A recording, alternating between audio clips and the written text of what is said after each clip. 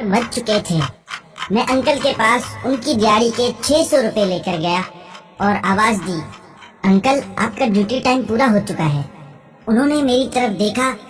اس شدید سردی میں بھی ان کے چہرے سے پسینے کی بوندیں ٹپک رہی تھی۔ انہوں نے اپنی پھٹی ہوئی قمیض کے دامن سے چہرہ پوंچھا اور بولے، میں نے 2 گھنٹے اور کام کرنا ہے، بھائی سے پوچھاؤ نا، 200 روپے زیادہ مل جائیں گے۔ میں نے حامی بھر لی اور وہ پھر سے کام میں مصروف ہو گئے۔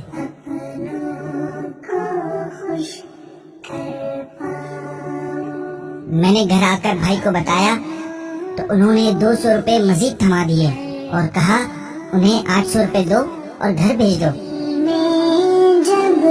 میں نے 800 روپے انہیں دیے اور کام چھوڑنے کو کہا، جس پر وہ مشکل سے راضی ہوئے۔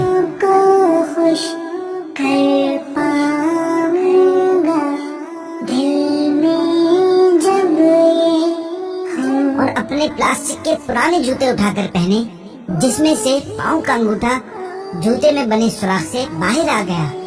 انہوں نے شکریہ ادا کیا اور چل دیے۔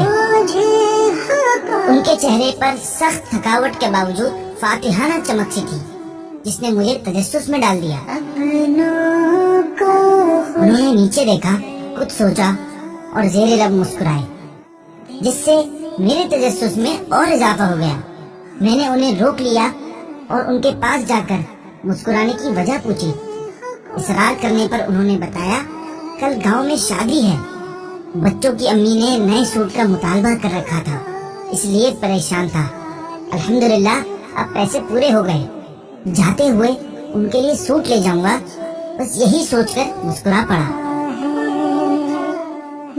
اسی نمی کے ساتھ اسے الوداع کیا اور یہ سوچتا ہوا گھر کی طرف چل دیا کہ ایک شوہر اپنے گھر والوں کی خوشی کی خاطر کیا کیا کر رہا ہوتا ہے۔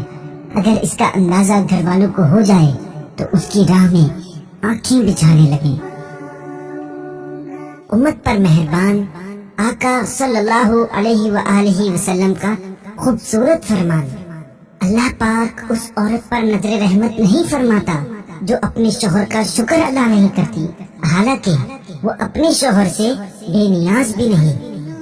ثواب کی نیت سے شیئر کیجیے۔